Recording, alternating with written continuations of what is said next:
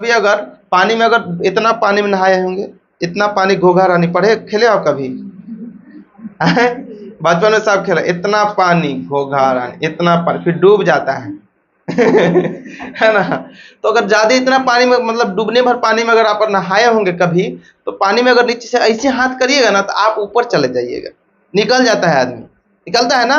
तो जब पानी को नीचे से इसे मारिएगा तो आदमी ऊपर निकल जाता है। क्यों? न्यूटन के तीसरे नियम के कारण। हम पानी को नीचे धक्का दे रहे हैं तो पानी हमको ऊपर धक्का दे दिया, तो मुड़ी उससे निकल जाएगा, सांस लेने लगेगा। तो देखिए, पिछले दिन हमने डिस्कस किया था न्यूटन्स लॉ ऑफ मोशन, है ना? न्यूटन का गति नियम हमने देखा था, उसमें देखा था फर्स्ट नियम देखा था।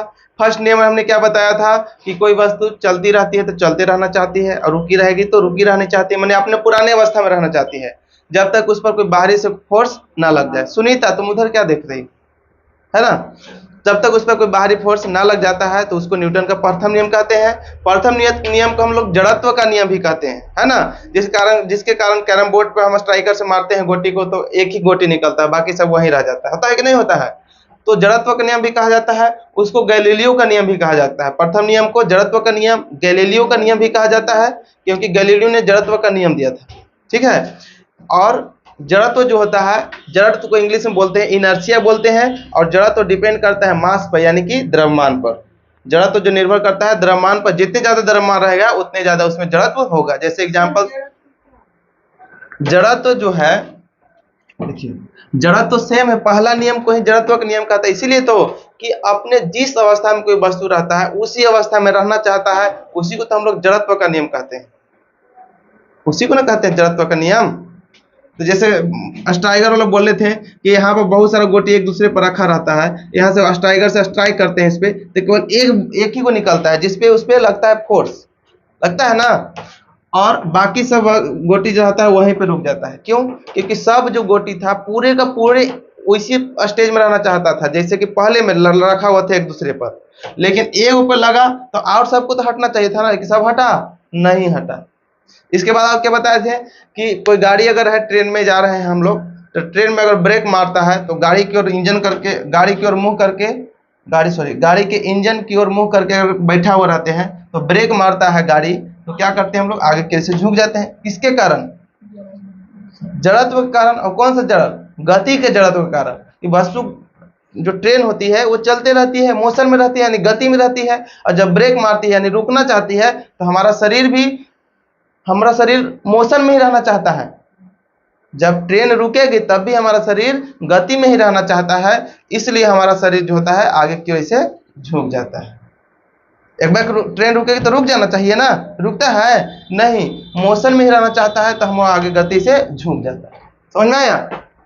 तो गति का जड़त्व, विराम का जड़त्व और दिशा का जड़त्व हमने पढ़ा था पिछले दिन। फिर न्यूटन का हम लोग क्या देखा था, और दूसरा नियम, न्यूटन का दूसरा नियम क्या क्या था बताइए?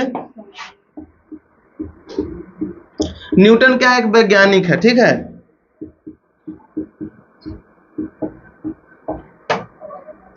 तो प्रथम की बात हो गया था, है ना? और द्वितीय की बात करना था हमको। द्वितीय में हमने बताया था संवेग के बारे में। संवेग क्या होता है कि द्रव्यमान और वेग को जब गुना कर देते हैं तो हमें संवेग प्राप्त होता है। संवेग का मात्रक होता है केजी मीटर प्रति सेकंड। कल ही सब हमने बताया था। तो यही दूसरा नियम है। प्रथम नियम जो देता है, परिभाषा देता है किसका? बल का। प्रथम नियम जो होता है बल का परिभाषा देता है, माने डेफिनेशन देता है किसका? बल का। अब द्वितीय नियम क्या देता है? फॉर्मूला देता है। माने द्वितीय नियम से हमें एफ बराबर फॉर्मूला हमें निकलता है। एफ बराबर क्या फॉर्मूला होता है आप लोग जानते हैं? ए में होता है ना। तो द्वितीय नियम कहता है कि संवेग में परिवर्तन की दर बल के बराबर होता है। दूसरा नियम यही होता है कि संवेग में परिवर्तन बल के बराबर होता है, बल के बराबर होता है। तो चलो हम लोग संवेग कल देख लिए थे। तो जैसे वेग में परिवर्तन की दर क्या होता है? त्वरण होता है। वेग में परिवर्तन की दर त्वरण होता है, और संवेग में परिवर्तन की दर क्या होता है? बल होता है। ठीक है, संवेग में परिवर्तन की दर बल होता है।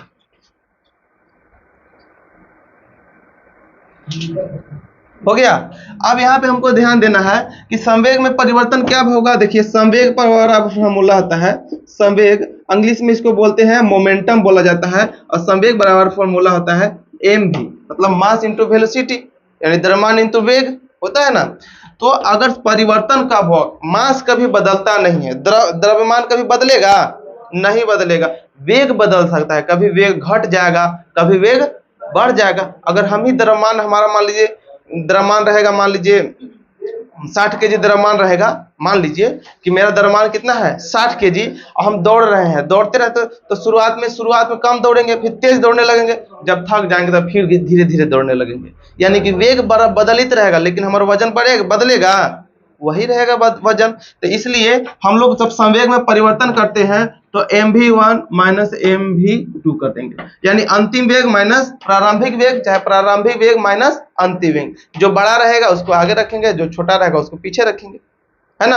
अब दर का रहा, दर माने t, संवेग को हम लोग डिनोट करते हैं p से, किससे डिनोट करते हैं p से। इंग्लिश में इसको नाम होता है मोमेंटम, लेकिन इसको डिनोट किससे किया जाता है P से, क्योंकि इसको लैटिन वर्ड में उसको पैटर करके नाम आता है, पैट्री करके आता है नाम। तो पैट्री जो होता है P पहला नाम लेटर होता है, अब कोई भी जैसे फोर्स होता है तो F पहला है तो F से डिनोट किए, बल्कि ना वेलोसिटी होता है तो वेलोसिटी को माने वेव किससे डिनोट करते हैं V से डिनोट करते हैं, पहला लेटर V होता है। और ये जो संवेग है जिसको इम्पल्स बोला जाता है ना, सॉरी मोमेंटम, इसको बोला जाता है मोमेंटम, और मोमेंटम को m होना चाहिए, m से डिनोट होना चाहिए था, लेकिन नहीं m से डिनोट होता है क्योंकि लैटिन वर्ड से मिलकर के बना है। लैटिन वर्ड होता है जो रोम देश के पुराने लोग जो बात करते थे ना, उसी को कहते थे, हम लोग कहते हैं लैटिन वर्ड, समझ में आया। रोम जैसे भारत देश है उसी तरह एक रोम भी देश है, तो रोम के पुराने जमाने के जो आदिवासी लोग बात करते थे उसको कहते थे लैटिन शब्द कहते हैं। वो बहुत विकसित थे, बहुत तेज तराल थे। हाँ ग्रीक, वही ग्रीक भाषा, रोमन भाषा, वो सब जो होता है ना उसी को हम लोग बोलते हैं लैटिन शब्द कहा जाता है। और यहाँ पे हम क्या बोले कि पैटर करके आता है संवेग को, तो P4 पैटर होता है, तो इसलिए मोमेंटम को किससे डिनोट करते हैं P से डिनोट करते हैं, है ना। जैसे सोडियम को आप क्या चीज से डिनोट करते हैं, सोडियम को Na से डिनोट कहते हैं, ASO से सोडियम होता है ना, लेकिन हम लोग डिनोट क्या जैसे करते हैं Na से, है ना। तो इसको लैटिन नाम क्या होता है, लैटिन नाम बताए थे ना जी सोडियम का, और फिर और क्या चीज का बताए थे, Hg का होता है हाइड्रोजन, मरकरी का, है ना। तो मरकरी तो M से शुरू होता है लेकिन उसका संकेत क्या होता है Hg होता है, क्योंकि इसको मरकरी को लैटिन शब्द में हाइड्रोजन बोला जाता था, इसलिए Hg से इसको डिनोट किया जाता है। उसी तरह जो सोडियम है उसका नाम याद नहीं आ रहा लैटिन नाम, अच्छा बता देंगे इसको। तो इसी तरह संवेग को हम लोग कैसे डिनोट करते हैं P से डिनोट करते हैं, और संवेग बराबर फॉर्मूला होता है m इंटू v होता है। संवेग में परिवर्तन जब होगा तो क्या होगा, मास द्रव्यमान में कोई परिवर्तन नहीं होगा लेकिन वेग में परिवर्तन होगा कि नहीं होगा। अब देखिए दोनों चीज जब एक दूसरे में मिलता है तो कॉमन हम ले सकते हैं। तो m देखो इसमें m है, m है, लेकिन तो आपको दिख रहा होगा v भी कॉमन है, लेकिन v कॉमन है नहीं, एगो v1 है एगो v2 है, एगो v1 है और एक v2 है। इसका वैल्यू अलग हो सकता है, इसका वैल्यू अलग हो सकता है v1 v2 का, क्योंकि हम लोग शुरुआती में दौड़ रहे थे तो उसका वेग कम होगा, फिर बढ़ गया होगा, फिर घट गया होगा, जब थक जाएंगे तो दौड़ते दौड़ते, तो वेग बदलता है तो ये कॉमन नहीं है, लेकिन द्रव्यमान हमारा बदल नहीं रहा है। हम दौड़ रहे हैं तो उतना ही वजन हमको, कहीं भी दौड़ेंगे तो उतना ही रहेगा, तो इसलिए एम कॉमन ले लिए, और यहाँ पे क्या हो गया v1 माइनस v2। अगर ये अंतिम वेग, प्रारंभिक वेग, चाहे जो भी बड़ा रहेगा उसको पहले लिखते हैं, जो छोटा रहेगा उसको बाद में लिखेंगे। अब बटा क्या हो जाएगा t। अब बताइए m का m हो गया, वेग में परिवर्तन हो गया कि नहीं। तो वेग में परिवर्तन की दर को क्या कहते हैं हम लोग, त्वरण बोलते हैं। कुछ से कुछ आप लोग बक रहे हैं। तो वेग में परिवर्तन को दर को हम लोग क्या बोलते हैं, त्वरण, और त्वरण को डिनोट करते हैं a से। तो F बराबर हमको क्या मिलता है, F बराबर फॉर्मूला ma तो होता है। तो दूसरा नियम से हमें क्या निकला, संवेग में परिवर्तन की दर छूट गया, संवेग में परिवर्तन की दर बल के बराबर होता है। तो देखो संवेग में परिवर्तन की दर हो गया ना।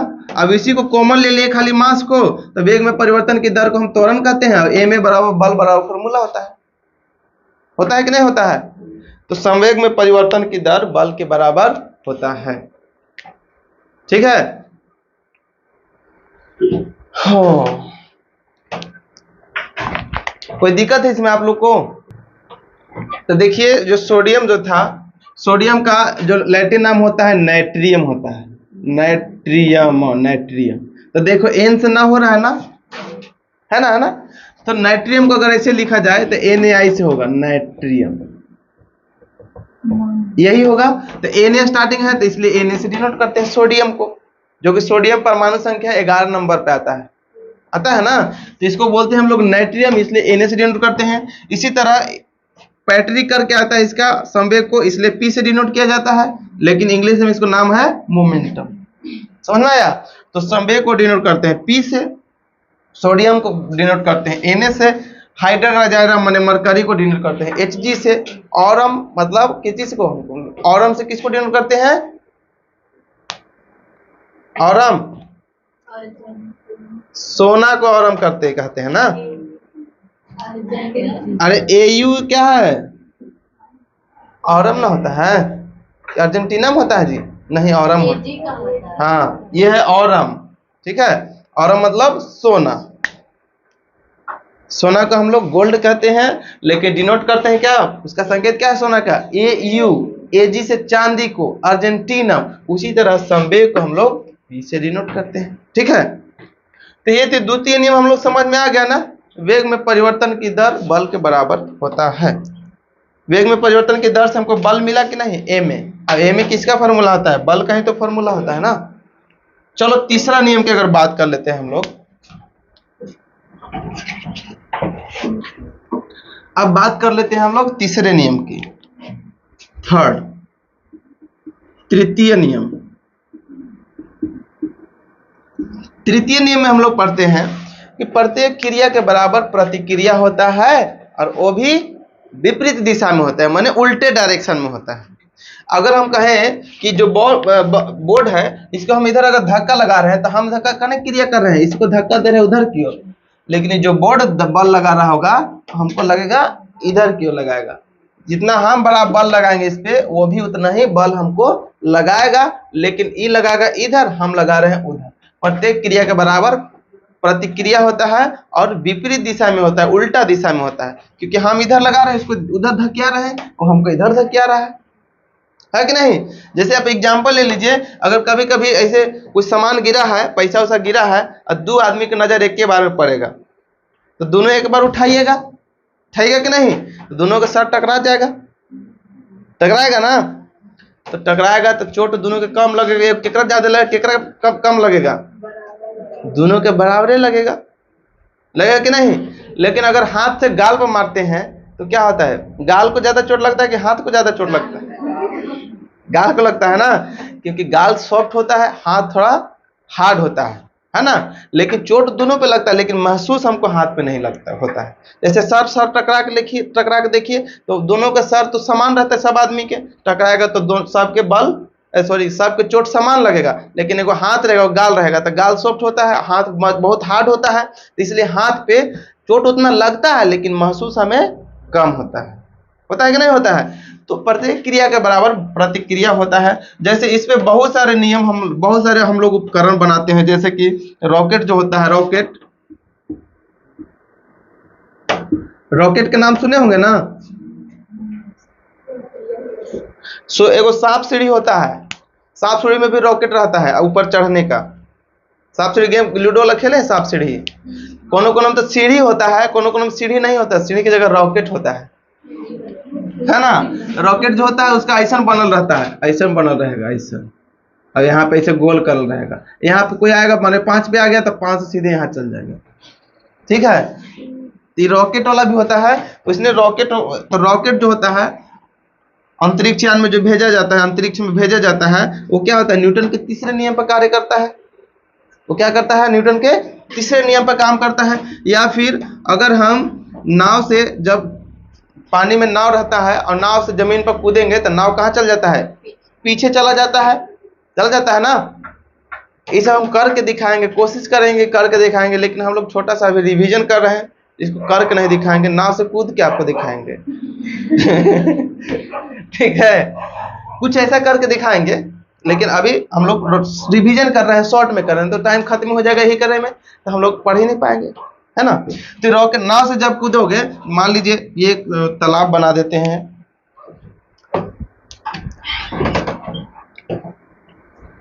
देखिए ये तालाब बना देते, नाव तो ऐसे नहीं रहता है, आप लोग जानते हैं ऐसे नहीं रहता है ना। और यहाँ से अगर तालाब से अगर इधर कूदिएगा, हम लोग इधर अरार पर कूदिए, अरार में समझते हो ना, किनारा, तो नाव कने भाग जाएगा। अगर हम इधर कूदेंगे तो नाव भागेगा इधर की ओर, पीछे की ओर, क्योंकि हम जब कूदेंगे ना तो पैर से हमको नाव थोड़ा सा पीछे धक्का चलेगा, कूदेंगे तो धक्का लगेगा, तो नाव कहाँ हो जाएगा, दूर चला जाएगा, हम चल जाएंगे अरार पर चले जाएंगे, समझे। तो न्यूटन के तृतीय नियम के कारण ऐसा होता है। इसके बाद जब बंदूक से हम गोली मारते हैं किसी को, तो क्या होता है, बंदूक पीछे की ओर धक्का देता है ना। तो गोली आगे की ओर जब निकलता है तब बंदूक पीछे की ओर जाता है ना। तो ये भी क्या है, न्यूटन के तीसरे नियम के कारण होता है ना। तो बहुत सारे न्यूटन के तीसरे नियम के कारण ये चीज होता है। प्रत्येक क्रिया के बराबर प्रतिक्रिया होता है, मतलब कहने का मीनिंग है तीसरा नियम में कि क्रिया जो होता है, क्रिया बराबर प्रतिक्रिया होता है, लेकिन विपरीत दिशा में। अब विपरीत दिशा को हम लोग दिखाने के लिए माइनस का चिन्ह लगा देते हैं। क्या होता है, माइनस के चिन्ह लगा देते हैं। जैसे हम लोग विस्थापन में बात कर रहे थे कि जब डायरेक्शन बदल जाता है तो माइनस लगा देते हैं उसमें, क्योंकि दिशा उसका बदल गया है। और क्या क्या इसका एग्जाम्पल हो सकता है, और एग्जाम्पल हो सकता है, जैसे अगर कोई पक्षी है तो कभी कभी देखिएगा कि आकाश में ऊंचाई में जाने लगेगा, ध्यान लगेगा ना। क्यों, क्योंकि जो पंख जो होता है, पंख ऐसे कस के मारता है तो पक्षी ऊपर जाता है, क्योंकि नीचे हवा है, हवा को दबाएगा तो पंछी ऊपर जाएगा। अगर ऐसे नहीं समझ में आ रहा है तो कभी अगर पानी में, अगर इतना पानी में नहाए होंगे, इतना पानी घोघा रानी पढ़े खेले आप कभी, बचपन में सब खेला, इतना पानी घोघा रानी, इतना पानी, फिर डूब जाता है है ना। तो अगर ज्यादा इतना पानी में, मतलब डूबने भर पानी में अगर आप नहाए होंगे कभी, तो पानी में अगर नीचे से ऐसे हाथ करिएगा ना तो आप ऊपर चले जाइएगा, निकल जाता है आदमी, निकलता है ना। तो जब पानी को नीचे से इसे मारिएगा तो आदमी ऊपर निकल जाता है। क्यों, न्यूटन के तीसरे नियम के कारण। हम पानी को नीचे धक्का दे रहे हैं तो पानी हमको ऊपर धक्का दे दिया, तो मुड़ी उससे निकल जाएगा, सांस लेने लगेगा, है कि नहीं।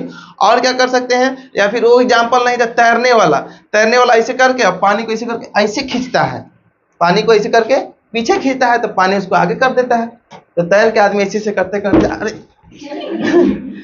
ऐसे करते करते क्या होता है, आगे बढ़ जाता है। तो आदमी जो तैरता है वो भी न्यूटन के तीसरे नियम के कारण ही आगे बढ़ पाता है। हम जमीन पे चल पाते हैं, न्यूटन के तीसरे नियम के कारण चल पाते हैं, है ना। तीसरे नियम के उदाहरण है जमीन पे चलना। जैसे हम जमीन से आगे कैसे बढ़ते हैं, जब चलते हैं तो हम जमीन को पीछे की ओर धक्का दे रहे होते हैं, तो जमीन हमको आगे की ओर धक्का देता है, तो हम आगे बढ़ जाते हैं, है कि नहीं।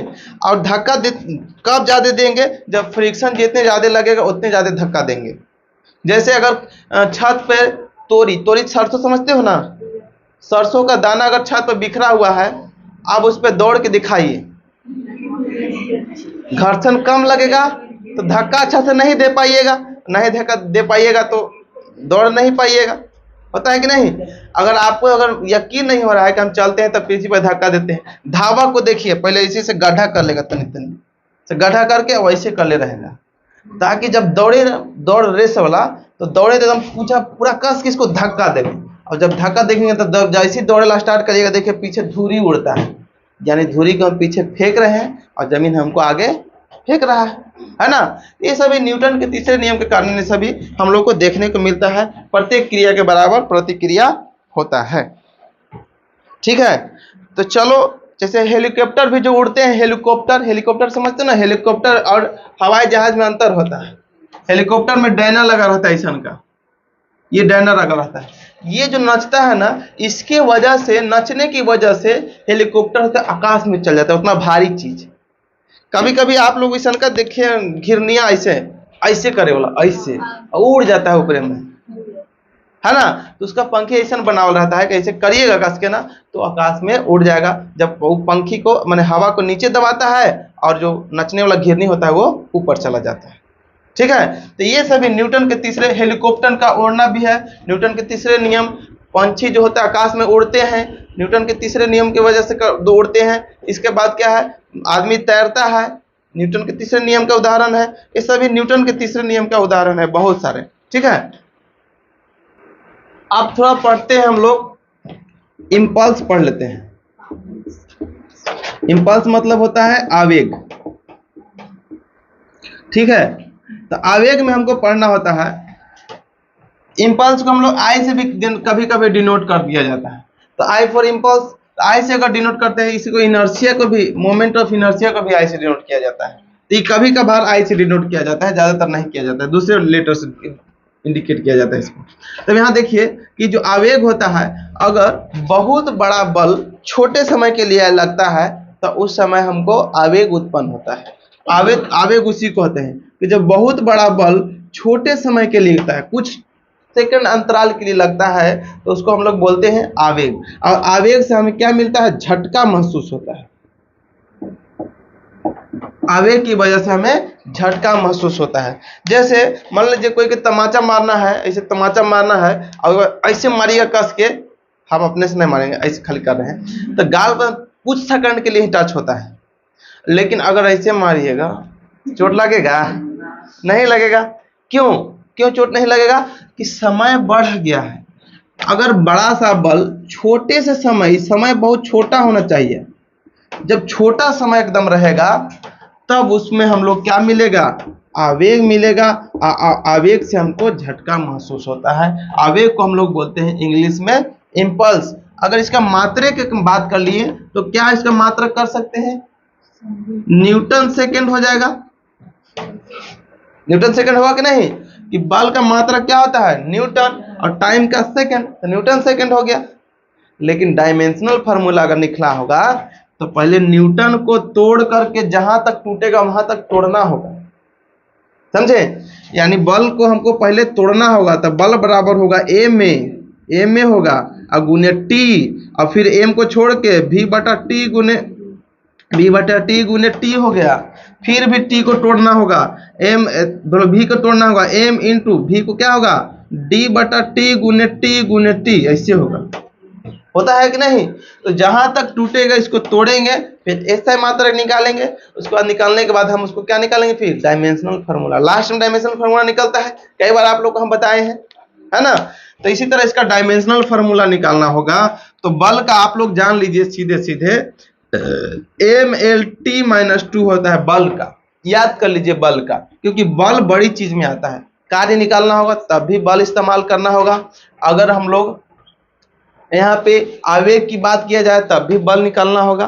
तो बल का डायमेंशनल फार्मूला सीधे सीधे क्या होता है, mlt-2 है, और गुने एगो टी आ गया, यहाँ पे एगो आ गया है ना, तो एगो टी आ जाएगा यहाँ पे। तो दो गो टी में से एगो टी घट जाएगा, क्योंकि आधार जब बराबर रहता है तो पावर जुट जाता है। कभी पढ़े हो कि नहीं। अगर m to the power a गुने m to the power b रहता है तो इसको लिखते हैं m to power a plus b लिखा जाता है। तो यहाँ पे अगर टी दो है, आधार बराबर है, आधार नीचे वाला कहते हैं, बेस कहते हैं उसको, तो t के पावर -2 है और प्लस एक और जुटेगा तो क्या होगा, t के पावर -1 हो जाएगा, होगा ना। यानी कि हम लोग आवेग का जो डायमेंशनल फार्मूला होगा mlt के पावर -1। सुनीता को जब भी देख रहे हैं तो नीचे पता नहीं क्या पैसा गिर गया है, तो उठा लो। पैसा गिर गया जी, तो कॉपी पर क्या देखती है, अभी कुछ लिखवा नहीं रहे हैं, केवल समझा रहे हैं, तो कॉपी पे क्या देखती है। अब यहाँ देखो, जो खिलाड़ी होते हैं वो जब कैच लेते हैं तो ऐसे हाथों नहीं कर ले रहते हैं, ऐसे खींच लेते हैं, थोड़ा सा खींचते हैं कि नहीं खींचते हैं, क्योंकि अगर समय, क्योंकि यहाँ पे देखिए अगर आवेग बराबर फॉर्मूला होता है F इंटू टी होता है, ये ना होता है। अब देखिए इसका ये देख लीजिए डायमेंशनल फार्मूला, ऐसा ही मात्रक भी देख लीजिए, क्या न्यूटन सेकेंड होता है। संवेग आवेग, संवेग तो पढ़ा ही दिए थे। संवेग क्या होता है? वेग इंटू मास, यानी द्रव्यमान गुने वेग, वही होता है संवेग। द्रव्यमान गुने वेग बराबर संवेग, बल गुने टाइम बराबर आवेग। ठीक है, बल गुने टाइम बराबर आवेग, द्रव्यमान गुने वेग बराबर संवेग। संवेग का मात्रक भी बता दिए थे सब चीज। एक चीज होता है संवेग संरक्षण का नियम होता है, ठीक है, कि संवेग कभी खत्म नहीं होता, न बढ़ता है न घटता है, संवेग हमेशा हमेशा संरक्षित रहता है, संवेग संरक्षण का नियम कहता है।